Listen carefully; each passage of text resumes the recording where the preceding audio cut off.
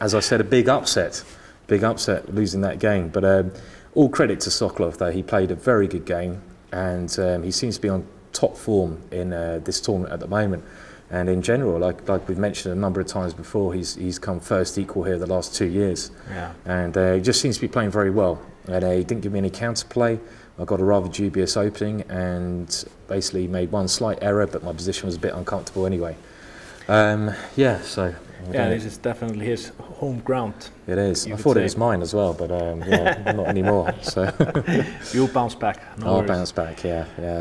Then on board 5, Robert Hess is probably grinding out the win against Henrik Danielsen. It's a very unpleasant position Henrik is in. So Robert has a lot of followers in the US. He's he has a member of the national team and a great talent. So it will be interesting to follow him in this tournament. Yeah, he's playing some very interesting openings as well, Roberts, and it's funny because him and Gawain Jones from England, if we go down one board, who beat your countryman Stefan today, who's a very talented player. Our latest grandmaster. Extremely, latest grandmaster, and a very talented chess player, but obviously... But maybe doesn't work enough on his game. Probably doesn't work quite as much as Gawain, shall we say. Yeah, so, that's probably the difference today. Yeah, but... It's quite strange because Stefan has this habit, which I've read somewhere is I think Turetsky says it's a sign of a bad chess culture, or chess education. Going to the bar? No, that he always uses his time. Just I mean, he was playing an opening he knows, but he just still he thought for. Until he was in time trouble, but he's a fantastic blitz player, and I've seen him win against really strong players just playing on the final second. Yeah. But this time, just some really strange that he overstepped the time limit, which normally doesn't happen to him. So yeah, that's very strange. I mean, and he was still fighting against Gawain, although Gawain was probably a bit better, I think. Okay, I mean Gawain is a phenomenal player. I have to say. I mean he's improved so much recently. I mean him and Hess I'd say are quite similar, like young players, very talented, and I'd love to see them play next round personally because that'd be a clash of two people in the same rating. And at the moment it looks like we only have 6 people on maximum score. I mean there's not even a big group on 3.5, so there's still everything to play for. Definitely. Loads of draws as we go down from board 8 to board 16. If we just quickly have a chat about some of the upsets. I mean, I'm very interested in this board 8 game. I mean, Ziska, what got Sportsman of the Year in Faroe Islands. Yeah, that's probably like never happened. In the world? In the world, yeah. Sportsman of the Year, I mean, chess player. What do you reckon the chances are of Nigel Short getting Sportsman of the Year in England next year?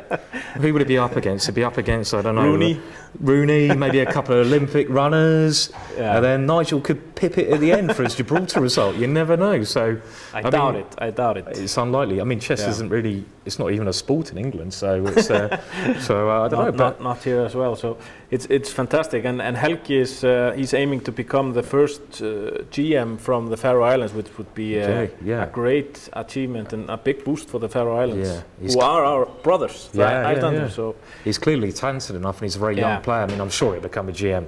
Yeah, he will. I'm definite. Maybe even this tournament he'll get a norm.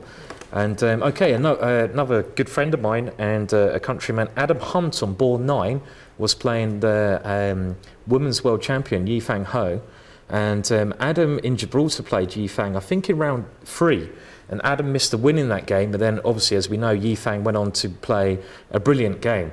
But in this game, Adam held the draw. I haven't seen the game, but that's a good result for Adam. And he's also taken a year off chess just to try to go for the GM title. And he's another very talented player. Yeah. It's quite funny because Adam's from a family of chess players. Yeah. Adam and his mum often go to Bunratty. Okay. And his sister is also an international master. Harriet Hunt, that's right. I know her, But in the family, it's quite, because Adam's a dark horse. Okay. Okay, because they have 4 doctors in the family, and he's the only person in the family who's not a doctor. I don't know how many families in the world. It's crazy, So Dr. Hunt, that's hard to live up to. It's but obviously Adam was clever enough to be a doctor, but he chose the dark side of life, chess. Okay, well, Kozhebov's back in the match by winning 3.5. Winning against the very popular Boris Avrukh, who has a great following in the US. He's very, very good commentator and does a lot for chess as well. I mean, he's a good commentator and a good player. Of course. Good player and an ambassador for chess, really. I mean, he's done so much for chess, which you read about a lot. It's and it's great to have him over here. I mean, I just saw he was touring the Caribbean and now he's come to Iceland. What's that? Of course. It's about a 50-degree drop. Following the sun. That's it. But maybe we should have to talk about board 12. I'll let you talk about board 12. On board 12, to my pleasant surprise, my brother, Bragi, managed to beat Sebastian Mase with black, and both me and my brother have played Mase several times here in Iceland. He's a fantastic player, of course, so it's a great coup for Bragi, and maybe this is his tournament where he breaks through to make a GM norm, finally. Yeah, let's hope so, unless he plays me. Okay. But that's a great result, because he drew Kozhebov yesterday. And obviously a very talented player. And I mean, he's very capable of getting a GM norm. You're still in with a shot. A little shot. Maybe. You never know. Don't write yourself off yet, Bjorn. I'm sure you're in with a shot. Definitely. But there are two other Icelandic results. I'm always focused on them that I want to mention a bit. There is first Einar Hjalti Jensson, who was member of the Olympic team you mentioned yesterday. Which board is this? He's on board 19. Board 19, and he's trying to win endgame against Irina Kruss, and he has already drawn 2 grandmasters before this game. You guys are so underrated. This is crazy. But the Einar, he took like 7 or 8 years away from chess, just almost completely. And now he's working on chess like 8 hours a day. So he's not an opponent you want to face in this tournament. 8 hours a day. Wow. Yeah, he's just really motivated, and I think he will be an IM. He's only 22.45. As we see. So that's his old rating. 8 years ago, or something, and then there's I think he has 1 point. That's young Hilmir Freyr Heimisson. Which board is this then? That's he's with 1 point, and he's. Did you just have something in your throat, by the way? Sorry, something in my throat. Were you trying to say something? I don't know. We can't find the board, but this young player who's 10 years old and has he's on board 84. 84, Yeah, and he's 10 years old with a healthy rating of 1600, and he's probably beating Bart Stam 2050. So that's a good result. Very good result. This didn't used to be like this. The Reykjavik Opens, they were always a rating limit, and people were not sure if they should open it like we have, but watching all these young players, it's just. I mean, I was having this conversation the other day. I mean, about chess in Iceland in general, and you've got such a strong culture in Iceland for chess, and it's to be admired. Just how many strong players you have for your population, and how many up-and-coming players you have. I'd love to have this in England, because there's so many young players who could be so strong. I think this is what, for a chess kind of. You're a chess nation, should I say? I mean, this is.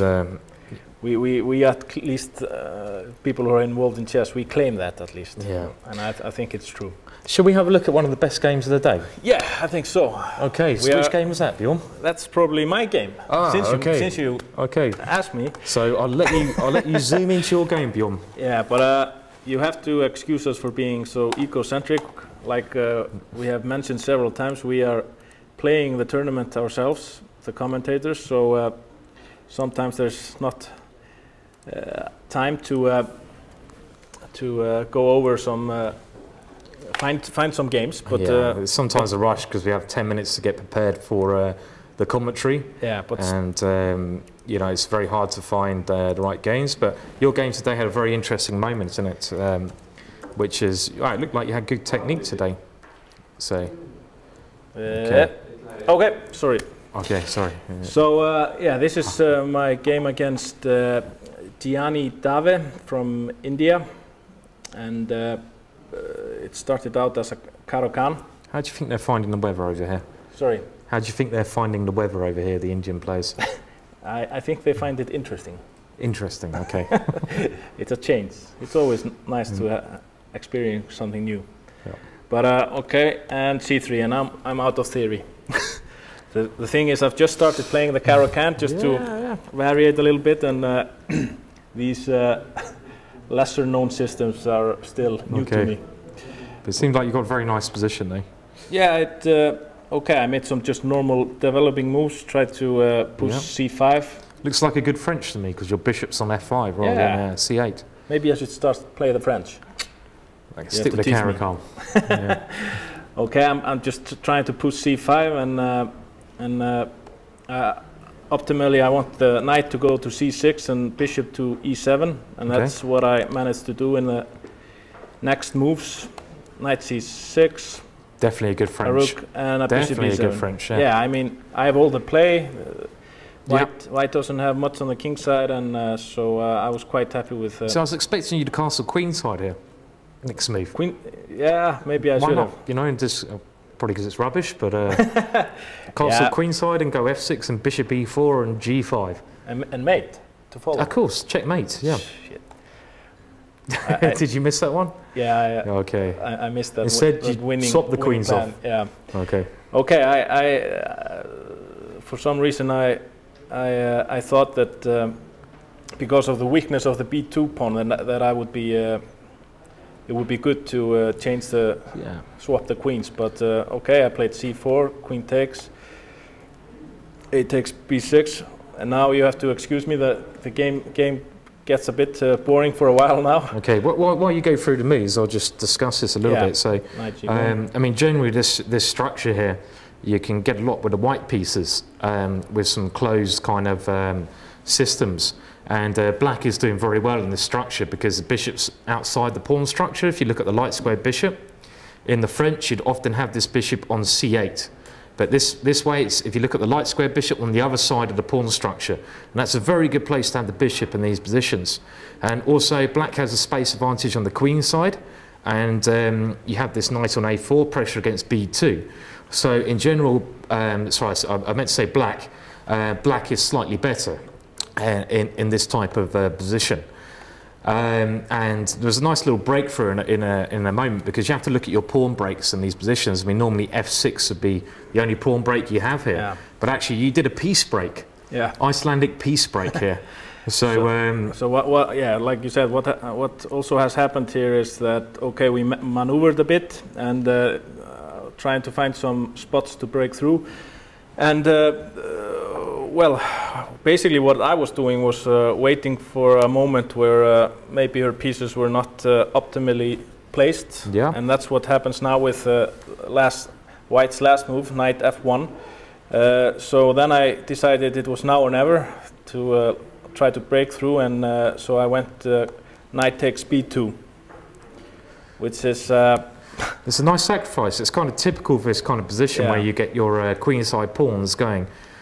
Even if you only get 2 pawns for the piece, if you need to win the game, then it's a nice way to do it. Because your pawn structure on the queen side is so strong. It's very strong. And this one, at the moment, and for the rest of the game, there's little time to exchange this very strong piece on D3. Yeah. So, and the C3 pawn is very weak. So basically my pawns are just going to try to storm through, and that's what happens. Well, let's see the storm.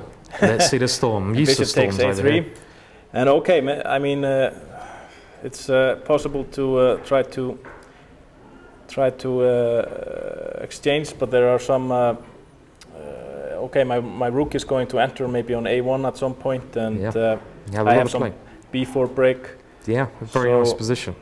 And then definitely the weakness of the C3 pawn is always going to be a trouble for White. So White went bishop A1, which I think still is probably a mistake. It's not rather passive. It's a bit passive, but I went B4, and which is of course the only way to go. And bishop C2, of course, White wants to get rid of this strong bishop, but instead I get a really strong pawn on B3. So I took and B3. And now the lucky thing about this position is you have another B pawn. I have another B pawn. And here comes Barry, the second B pawn. And B5, There goes Barry. He's off the board. He's rocking and rolling. Now we see how the knights are not optimally placed. They have there's a really long route to try to defend. Reminds me of American football, this game. It's touchdown. Yeah. You have to get those guys the other end of the board and they're racing down. But yeah, I mean, it's a nice sacrifice. Very nice. So knight f3 is trying to get the knights back in play, and now I want to try to focus on the bishop on a1 and topple the rooks. So I mean, I might be. I think that's the best plan. B4 was of course also a possibility. Knight b4 looks interesting, but that's kind of a crazy move. That's what Simon wanted to do. Knight. Well, if you've lost one piece, you might as well lose 2 pieces, I guess. Why not? I don't know. Maybe it's dangerous. I must admit that this idea didn't occur to me. Okay, the idea I'm just looking at is if pawn takes knight, bishop take. Let's say it's rook moves, and I want to give up this one as well. Because I've had a bad day at the office. Let's give up all the pieces, and then go c3. Yeah. And then I'll probably resign 2 moves later. Yeah, I think so. Okay, but I think the way you played it was safer. It was definitely safer. Mad Englishman. Okay, rook a4. Like I said, I think that's the best plan. That's at least what I chose. Yeah. And knight e3. And of course, I follow up with a plan. Double on the a file and rook b1. Okay, I mean, what else to do? b4. Yeah, it looks I mean, this was the nice was thing bishop about c1 as well, very strong. Yeah, well, this is better. I did it the next move because. Oh, nice. Yeah. So the thing is also that for practical reasons, this is a great position for black because the plan is so simple. I'm just steamrolling away, and white has to find all the difficult moves. So knight d1. I mean, that's probably forced as well. And now I went bishop c1. Okay, nice. So now it's starting to look quite promising for me. But I think bishop b2 is the only move I took. And now rook a2. And the plan is simply to swap rooks. And with either piece he captures back, I have either rook a1 or the pawn on c3 is hanging. Yeah. So I'm not sure. Looks pretty terminal, I guess, this position. I mean, it's getting there. So and how did you finish this one off then? Because nice breakthrough. Knight e1, which was basically useless since the knight has nowhere to go. So I took on b2 and rook a1, and now it's just simply finished. Okay. Rook d2. So you could have gone maybe rook takes d1 there if you wanted to be flash. Okay. That's what you would have done, wouldn't you? Well, maybe not. This is probably safer. Yeah, and it's a finish. So it's nice game. It's a nice little. It was all under control and a nice little breakthrough. Yeah, and also it's not normal for me to be patient, which I managed to be at this point. You haven't been told by one of your trainers that you need to be patient. Yeah, that's what our national trainer has been telling me for a while. Is this a general problem in life or just in chess? In life, I will talk about it later. Okay. In the bar or when the camera's turned off? Okay. When the camera's turned off. Okay, I have the same problem actually, believe it or not. I mean, I'm very impatient person. I believe it quite well. Okay, yeah, so especially today. My patience is running out every second of the day. That's what happens when you lose a game of chess. Us GMs are very bad. Well, everyone's a bad loser, aren't they? Yeah, it's not the greatest feeling in the world. It's not, no, but it is Friday. And one of the nice things about this tournament, actually, is that you have a lot of evening events going on. And you have one of the most fun events tonight in Reykjavik going on here. It's actually the famous Reykjavik pub quiz. Great event. And it's one of the hardest quizzes I know in my life. I mean, I tried to do this 2 years ago, and some of your questions was like, which Icelandic grandmaster won the Reykjavik tournament by the sea in 1962. But you were probably too drunk to notice. We also, when we have Icelandic questions, we also have questions for foreigners. But you were probably trying to answer the Icelandic questions. I didn't understand half the names you were saying. Okay. No, it's a very good quiz. It's very good. You've got some great questions. Great fun, and there are two players in each team. Lots of beer and lots of fun. Yeah, it should be good. And it's actually a good social event. It's taking part here as well, isn't it? Yeah, just in the bar here, so it should be good. But what you forget to mention, which is really important, do you know who won it last year? Let me guess, should I? Was it by any chance Bjorn? Oh, amazing! How did I guess? Yeah. But didn't you say earlier you were cheating? No, that's let's just say that a good friend of mine, Jan Gustafsson, he blurted out 2 answers that I didn't know. Okay. I mean, what do I do then? Just what do you do? Not write them down. Of course, so do you spend most of your time at home rather than working at your chess, reading about the history of chess? Yeah, that's much more useful. Yeah, no, I can see it's helped you greatly in the chess world. So you know every year, every tournament, and no, I wouldn't say that, but sometimes you can just you get lucky. No, I know, but it is a very good quiz. I mean, it's a great quiz. Some of the questions. I mean, and even if you don't know it, it's great fun. Yeah. So you should put the questions online as well for those guys back home. I don't know if that's possible, but there's some great questions. We definitely will, I think. Okay. Well, we're running out of time now, but we'll quickly go through the board. I guess this is board 2. This is board 2, David Navara. I mean, beating Boris Avrukh with black is very impressive. Very impressive. And yeah. And also, like everybody knows, Boris has written some fantastic repertoire books. Yeah. First on the Catalan, basically D4, and then for black, Grunfeld. And now he uses his, in this game, he plays the Catalan. Yeah, well, we get some kind of... No, it's the Grunfeld, it's the Grunfeld kind of thing. Yeah. And he, I guess, I don't know how much this is theory, but we'll go through the moves reasonably quickly here because... this is all theory, yeah. It's all theory, okay. You a Grunfeld player or a D4 player? I'm a D4 player, but I never played the Grunfeld. I think it's too much to learn. I think Keith Arkle, a famous guy who we're chatting about last night in the bar, a good friend of mine, also plays the system as white, which is quite, very solid system. I mean, it's not too... It's trying to keep things under control. You're not really going for a big advantage. You're just trying to keep things nice and safe. And it's quite funny because if I remember correctly, this is the system that Boris recommends in his D4. Will he have to write another book now? Yeah, and then he has also written a book on the black side. You know, that rings a bell because today I done a couple of things on the Dutch defence. Okay.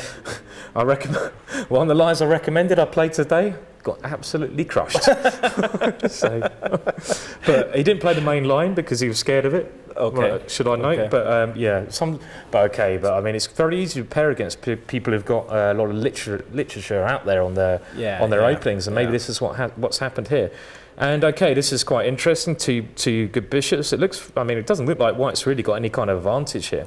Let's get to where the action happens. No, but still, it doesn't look that White is in any trouble either. Okay, but if you're White, you should be going for something, some kind of advantage, surely. Yeah. I mean, after, check. Okay, and now this is quite an interesting decision here, because normally you don't want to give up your Grunfeld bishop, but in this position, Navara's played a double-edged move by giving up his dark square bishop, and now the knight's hopped into the game. Great square, but you've got these dark square weaknesses, so obviously quite a dangerous decision, and now Navara plays a very nice idea here. Queen to h5. That's a typical Dutch idea. Swing the boys over to the king side. That's the way to do it. And now he gets rid of the light square bishops. So, but I mean, this knight on c4 is a monster of a piece, really. And you can always guard it with b5. Yeah. Yeah, and I mean, the bishop, the black square bishop. A dark square bishop doesn't seem to be that a great piece. No, I mean, you really need to get your queen to f6, then it could be dangerous. But I have no idea how that queen gets to f6 here. I mean, I guess maybe White could have tried some kind of idea pushing this e-pawn, even to e6. But okay, well, let's see. So, I mean, quite unique play from Navara here, who does play interesting chess. And now a nice little tactic here. Someone told us that Navara did a rook sacrifice in this game. And indeed, he did do a rook sacrifice, but it's only for half a move. Rook takes e4, sacrificing the rook. But still, the knight is hanging, so it takes a bit of a calculation. Okay, so nice little tactic though. Yeah, so rook takes e4, and he gets his rook back. There goes the sacrifice. The point being, if rook takes c4, that's one tactic I can see. Queen to d5. Great. Check. Cheers, mate. There is a reason I'm a grandmaster.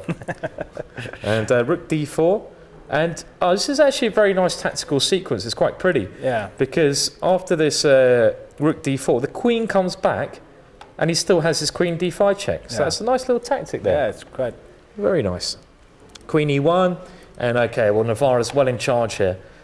Just played a very smooth, nice game. Yeah. No hurry to protect the knight. No, he's going to leave the knight there forever. Okay, now he can guard it. Yeah. And the knight is clearly stronger than the bishop. Yeah. And now a guy with his chess strength, it's just easy from here. Yeah, it's clockwork now. So, okay, I'll just see if there's any more interesting moments. But, okay, Navara, very strong player. Still plays aggressive, good chess. And now that looks like a piece is going to appear on the board. Okay, and he swaps off into a winning ending. Yeah. Because when the queens come off, this a-pawn's going to decide the day. There's no way you can stop this a-pawn from becoming a queen. So it was a good game. And, very nice game. Very nice game. Really good decisions. Yeah. It's interesting, this Grünfeld defence. I mean, I think it's one opening which will really suit dynamic players who like to play for a win with black. Maybe more so than the King's Indian defence, actually. Definitely. I mean, all you have to do is look at Peter Svidler's games, and he's had some amazing wins with this opening. And a very, very, very good game, actually, against someone. He made Avrukh. I'm not saying Avrukh played particularly badly, but he did kind of shine a bit more than Avrukh in that game. You know, that's and what is so impressive also with guys like Svidler and Navara who play Grünfeld frequently is that what is supposed to be hard about it is it's so. I mean, white chooses a setup, can prepare and black just does the same stuff all the time. Yeah, but still they manage to grind out fantastic results. So it's very impressive. Okay, so anyway, tomorrow we have our commentary, I believe, at the same time tomorrow. Yeah. And okay, I think it's now probably time to hit the bar. Yeah, but we also, I think tomorrow then.